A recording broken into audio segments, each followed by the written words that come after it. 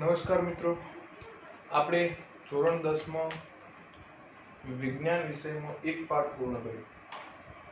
તો હવે આપણે આજે મેથેમેટિક્સ વિશે જોઈએ. ગણિત.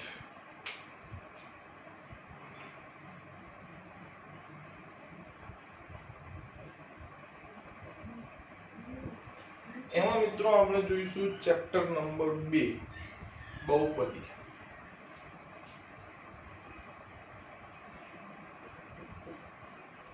શું જોવાનું છે આપણે? બહુપદી. એનું તમે અંગ્રેજી જુઓ તો પોલિનોમિયલ્સ. એને શું કહેવામાં આવે અંગ્રેજીમાં? પોલિનોમિયલ. ક્વોડ્રેટિક પોલિનોમિયલ, દ્વિઘાત બહુપદી, ક્યુબિક પોલિનોમિયલ, ત્રિઘાત બહુપદી, સુરેખ પોલિનોમિયલ. સુરેખ પોલિનોમિયલ કોને કહેવામાં આવે? લિનિયર બહુપદી, લિનિયર પોલિનોમિયલ, બરાબર? એટલે કે સુરેખ બહુપદી. તમે ધોરણ 8 માં મિત્રો સમીકરણો વિશે અભ્યાસ કર્યો હશે અને બહુપદીનો તમે અભ્યાસ કર્યો જ હશે. જેમ કે સિમ્પલ લખું 2x + 1, પછી બીજું 3x² + 2x + 1, પછી ત્રીજું 4x³ 2x² x + 4. મેં કેટલાક ઇક્વેશન લખ્યા છે, સમીકરણ. આ દરેકને શું કહેવામાં આવશે મિત્રો? બહુપદી કહેવાય. એને શું કહેવામાં આવે? પોલિનોમિયલ, બહુપદીઓ. બહુપદીનો મતલબ શું?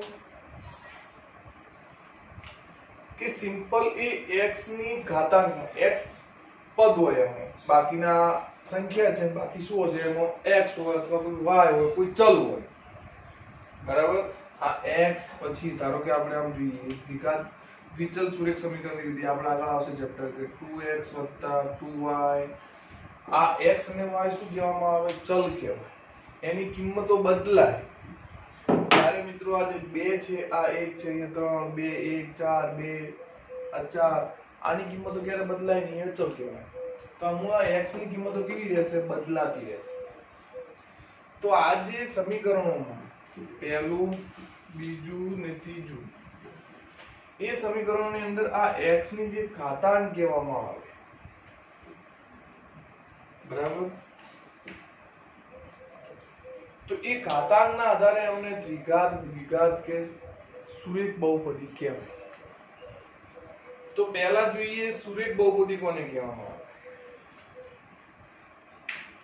તો મિત્રો જેમાં ઘાત એક જ હોય, એમાં x અથવા ચલની ઘાતાંક કેટલી હોય? આ x અથવા y ચલ હોય, એ ચલની ઘાતાંક કેટલી હશે?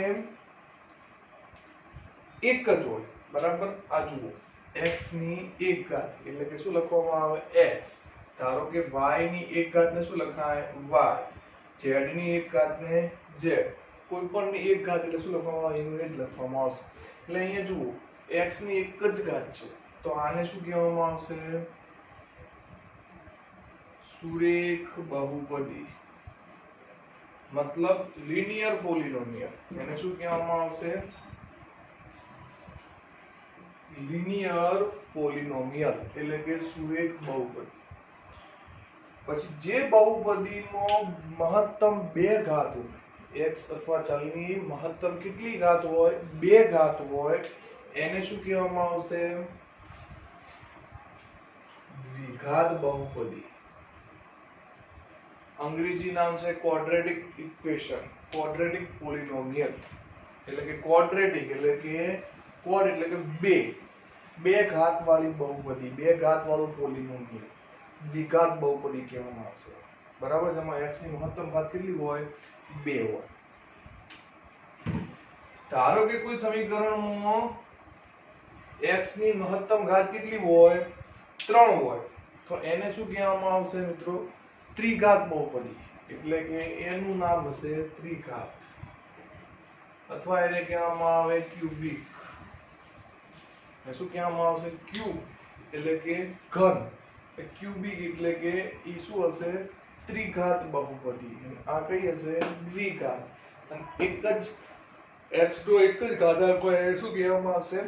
સુરેખ બહુપદી. બરાબર? તો મિત્રો બહુપદીના કેટલા પ્રકાર છે અહીંયા આપણે હાલ પૂરતા? તો કે એક ઘાતાંક હોય તો એને શું કહેવામાં આવશે? સુરેખ.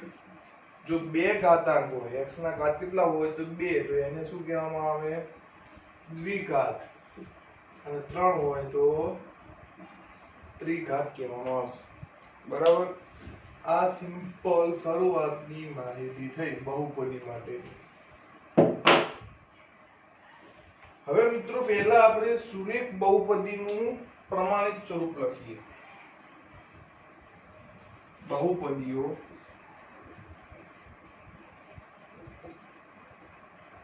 એના 3 પ્રકાર છે. એક તો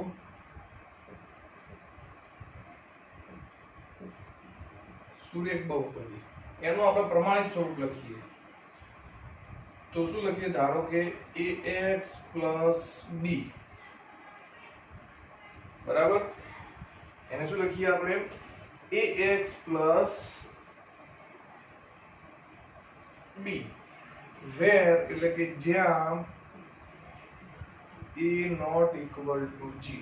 હવે મિત્રો આ જુઓ, આ સુરેખ બહુપદીનું પ્રમાણિત સ્વરૂપ છે. a અને b ની કિંમત તમે ગમે તે લઈ શકો, પરંતુ અહીંયા x નો ઘાતાંક કેટલો લેવાનો? 1 જ. બદલાવો જોઈએ નહીં. અહીંયા શરત લખી છે a not equal to 0. એનો મીનિંગ શું મિત્રો? કે તમે અહીંયા જુઓ, તમે આ a ની કિંમત 0 લો તો બધું પૂરું. બરાબર? બહુપદી ગઈ. બહુપદીની કોઈ વાત જ ના આવે. બહુપદી ક્યારે કહેવાય? કે જેમાં કોઈ ચલ હોય તો, x હોય તો, x ની ઘાતાંક જોઈએ. તો તમે અહીંયા a બરાબર તમે 0 લઈ લો તો શું થશે? આ આખું પદ શૂન્ય થઈ જાય. માટે આ આખું પદ બહુપદી કહેવાય નહીં, એ ખાલી સંખ્યા કહેવાય. આ b જેની જે કિંમત હોય એ ખાલી શું કહેવામાં આવે? ઓનલી ફોર સંખ્યા કહેવાય. એટલા માટે અહીંયા લખવું પડે છે કે આપણે a 0 સિવાય તમે ગમે તે લઈ શકો. બરાબર? a belongs to z minus 0. ગમે તે લઈ શકો તમે ટૂંકમાં, પણ 0 નહીં.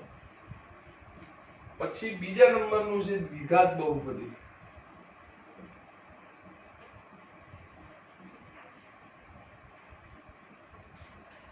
તો એમાં x ની કેટલી ઘાત આવશે? મહત્તમ 2 ઘાત, એટલે કે ax² + bx + c. બરાબર? આ શું આવી? દ્વિઘાત બહુપદી. અહીંયા પણ એક શરત આવશે કે જ્યાં a not equal to 0. બરાબર? કેમ આપણે લખવું પડ્યું a not equal to 0? કારણ કે મિત્રો તમે અહીંયા a 0 લેશો તો આ જે દ્વિઘાત કેમ કહેવાય? કારણ કે અહીંયા x ની મહત્તમ 2 ઘાત છે, એટલા માટે એને દ્વિઘાત કહેવાય. હવે એ જ શૂન્ય થઈ જાય, આ પદ આખું શૂન્ય થઈ જશે તો શું થશે? એને દ્વિઘાત થશે નહીં. એ પછી શું કહેવામાં આવશે? સુરેખ બહુપદી થઈ જશે. એટલા માટે અહીંયા આપણે શરત લખવી પડે a not equal to 0. આ બધાના પ્રમાણિત સ્વરૂપો છે. પછી ત્રીજા નંબરનું, ધારો કે ત્રિઘાત બહુપદી હોય, એમાં શું હશે? x ની મહત્તમ ઘાતાંક કેટલી હોય? 3. એટલે કે ax³ bx² cx + b, જ્યાં એટલે કે where a not equal to 0. તમે દરેકમાં જોઈ લો, આ સુરેખ બહુપદી હતી, એમાં ax + b, એમાં પ્રથમ પદ x ની સાથે જોડાયેલું, x ને 1 સાથે જોડાયેલું, એક 0 હોવું જોઈએ નહીં. આ નંબરનું ax² + bx + c. ત્રિઘાતો તમે જો ax³ + bx² + cx + d. ટૂંકમાં આ શું હશે? એનું આખું સ્વરૂપ છે, પ્રમાણિત સ્વરૂપ છે સુરેખનું, દ્વિઘાતનું અને ત્રિઘાત. હવે મિત્રો આપણે બહુપદી વિશે જોયા. હવે આપણે એમના શૂન્ય વિશે વાત કરીએ કે બહુપદીના શૂન્યો. બીજા શબ્દોમાં કહીએ તો એના ઉકેલ. શૂન્ય એટલે શું કહેવામાં? શૂન્ય શોધો અથવા એના ઉકેલ મેળવો. એકનું એક જ. શૂન્ય શોધો અથવા બહુપદીનો ઉકેલ મેળવો. બંને એક જ છે. આપણે શું કરવાનું? ધારો કે બહુપદી એમ આપેલું હોય કે p of x બરાબર શું આપેલું છે?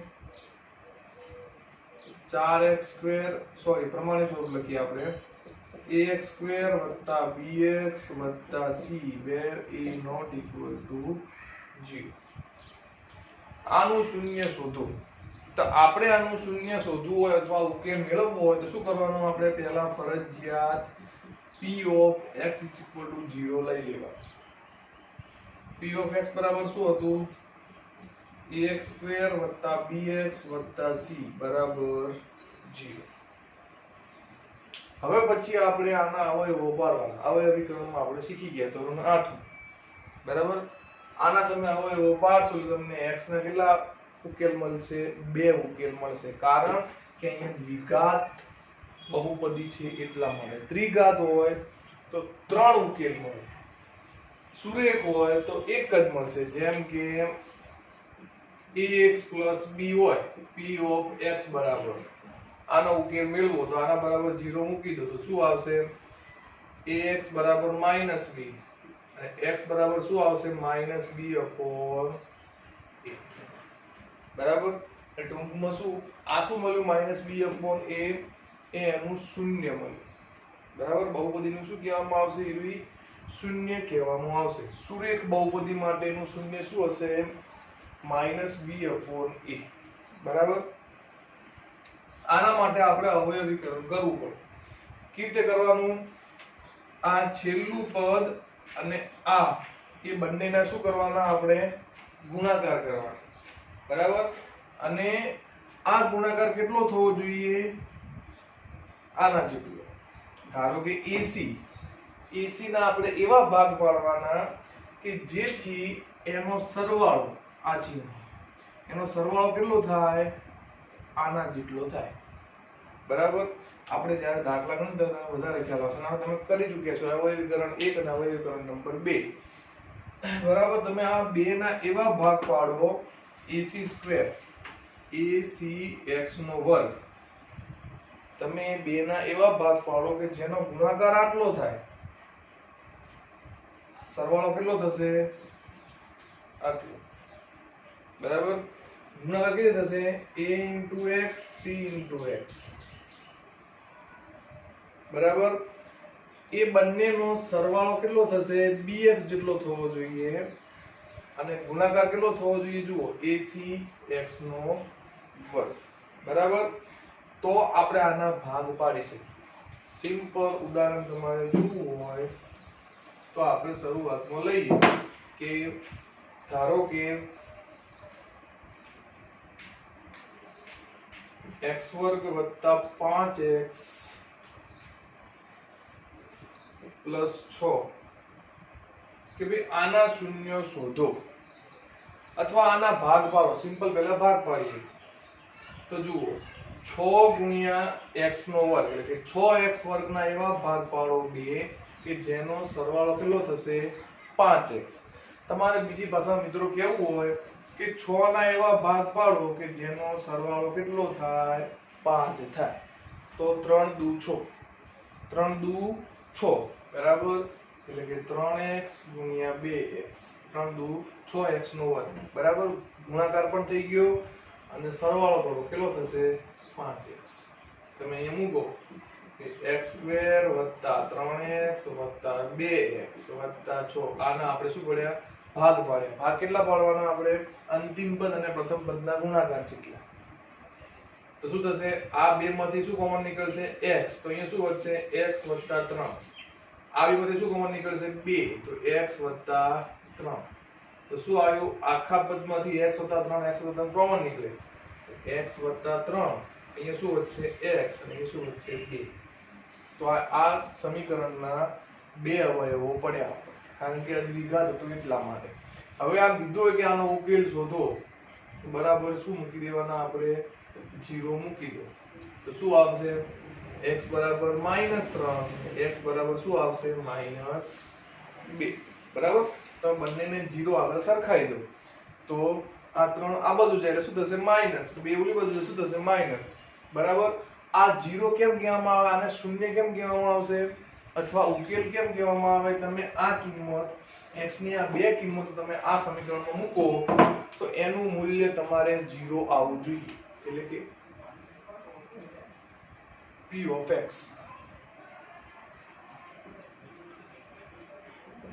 તમે ધારો કે આ -3 ની કિંમત આમાં મૂકો ને એનું કિંમત જો એ શૂન્ય સાચું હશે, જો એ ઉકેલ સાચો હશે તો તમે આ કિંમત એની અંદર મૂકશો તો આ p of x નું મૂલ્ય કેવું આવશે?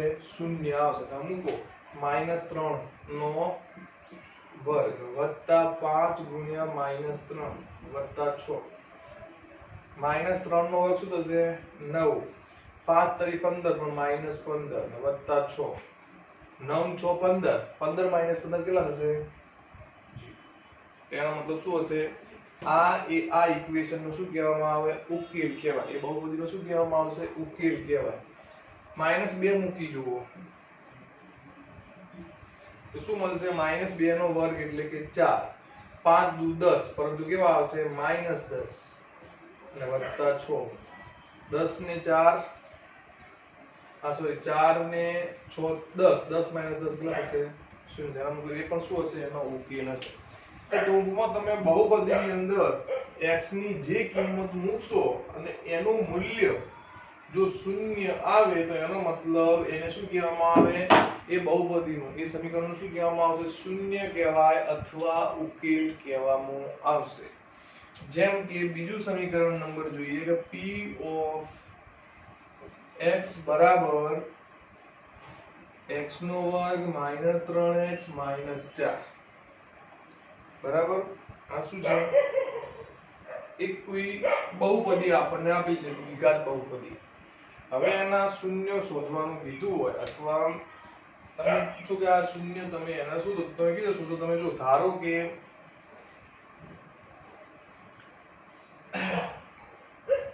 તમે અવયવીકરણ કરો તો શું થશે? 4 એકા 4. 4 ના એવા ભાગ પાડો કે જેની બાદબાકી કેટલી થશે? -3. શું થશે? 4 એકા 4. 4 - 1 કેટલો થશે? 3. એટલે ટૂંકમાં 2 મળશે આપણને. x - 4 અને x + 1 એટલે કે x બરાબર 4 મૂકો અને x બરાબર -1 મૂકો. તો જુઓ તો ધારો કે આપણે x બરાબર -1 આમાં મૂકીએ એટલે કે p of -1 બરાબર. આપણે x ની કિંમત લીધી -1 તો મૂકો -1 નો વર્ગ -1 -1 ગુણ્યા -3 +3 અને -4. 3 ને 1 4 4 - 4 એટલે કે 0. હવે x બરાબર તમે 4 મૂકો બરાબર. તો p of 4 કેટલા થશે? મૂકો 4 નો વર્ગ 16 -3 ચોક 12 -4 16 - 12 જાય એટલે 4 4 - 4 એટલે કે 0. તો ટૂંકમાં આ બંને શું કહેવામાં આવશે? આ બહુપદીના શૂન્યો કહેવાય. બરાબર. તો જો p of k બરાબર 0 હોય તો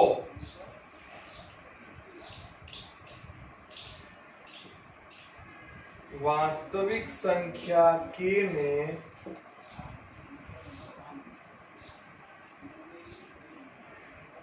p of x નું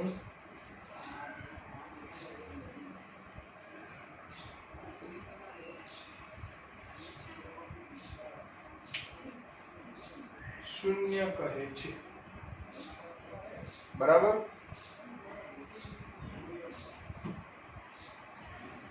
કોઈ પણ p of x માટે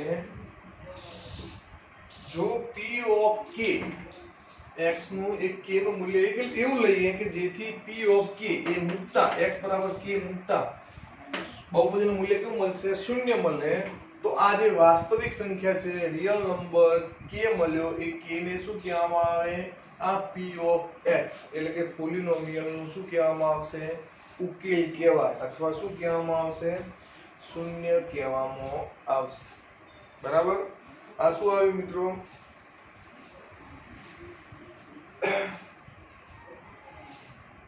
આ શું આવ્યું? આપણે શૂન્ય વિશે વાત કરી. હવે મિત્રો શૂન્ય શોધવા માટે બહુપદીમાં એક તો આલેખની રીત પણ છે અને એક બીજી સાદી રીતો પણ છે.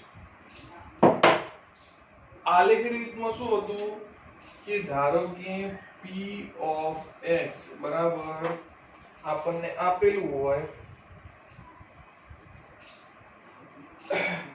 કે સિમ્પલ ઉદાહરણ લઈએ ચોપડીમાં આપેલું છે એ પ્રમાણે કે 2x + 3 બરાબર કે એનું શું શોધવાનું આપણે શૂન્ય શોધવાના તમે એની કિંમતો મૂકતા જાઓ અલગ અલગ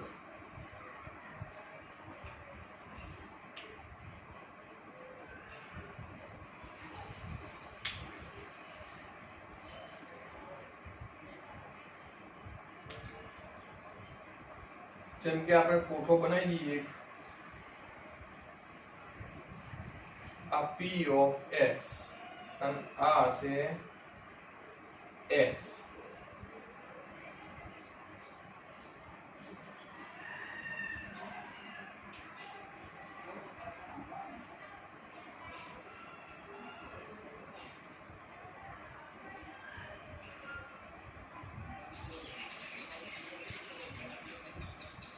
आलेख में करिए आपने उगम बिंदु y अक्ष x अक्ष बराबर હવે p of x ને આપણે y અક્ષ ઉપર લઈએ આ x ની કિંમતો x અક્ષ ઉપર 1 2 3 4 5 -1 -2 -3 -4 1 -1 -2 -3 -4 હવે આપણે x ની કિંમત લઈએ ધારો કે x ની કિંમત કેટલી લઈએ 0 તો એ વખતે p of x નું મૂલ્ય કેટલું તમે જુઓ 0 મૂકો તો 2 * 0 એટલે 0 શું થશે p of x બરાબર 3 થાય પછી આપણે લઈએ 1 તો કેવું થશે તમે 1 મૂકો શું થાય શું થશે કિંમત એની 1 * 1 1 * 2 એટલે કે 2 2 + 3 એટલે કે 5 હવે આપણે એવી કિંમત લેવાની કે જેથી શું થશે કે આ p of x નું મૂલ્ય કેવું મળશે શૂન્ય મળે બરાબર એ કિંમત આપણે મેળવીએ પછી બીજું લઈએ કિંમતો મુકતા જઈએ આપણે ધારો કે લઈએ આપણે 2 x બરાબર 2 મૂકો તો 2 * 4 ને 3 7 તમે આલેખમાં દર્શાવી દો બરાબર x બરાબર 0 ત્યારે p of x બરાબર કેટલા મળ્યા 3 એટલે કે આ જગ્યાએ મળશે પછી x બરાબર 1 ત્યારે p of x કેટલા મળ્યા 5 એટલે કે આટલે મળશે પછી x બરાબર 7 x બરાબર 2 તો p of x કેટલા મળ્યા 7 એટલે કે લગભગ આટલે મળશે બરાબર પછી હવે આપણે એક માઈનસમાં કિંમત લઈએ કે -2 -2 કરો -2 દુ 4 બરાબર -2 દુ 4 -4 વત્તા 3 કેટલા થશે -1 તો શું મૂકવાના આપણે અહીંયા -1 ક્યારે કે જ્યારે 2 x ની કિંમત કેટલી લીધી -2 લીધી ત્યારે કિંમત એની કિંમત કેટલી મળી આપણને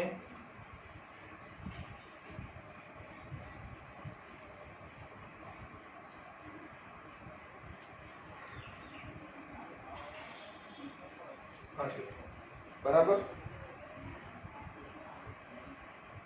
તો હવે આપણે મિત્રો આગળ જોઈએ હવે આમાંથી પસાર થતો આલેખ દોરો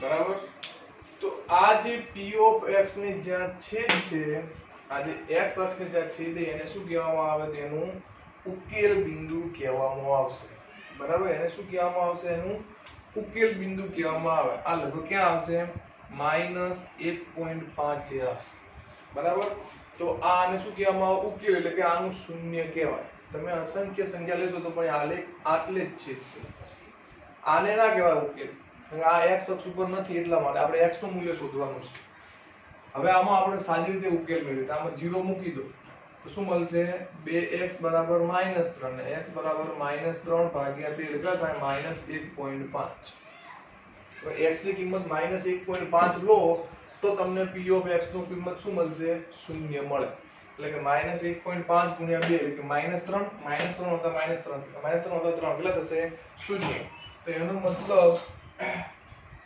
કે આ -1.5 આગળ શું થશે તમને આ p ઓફ x નું 0 મળશે બરાબર આ આલેખની રજૂઆત થઈ હવે મિત્રો આપણે આવતા વિડિયોમાં આલેખની રીતે આલેખ આપણને આપેલા હશે અને એ આલેખ x અક્ષની અથવા y અક્ષને ક્યાં છેદે એના ઉપરથી આપણે સમીકરણના શૂન્ય મેળવવાનું શીખીશું બરાબર નમસ્કાર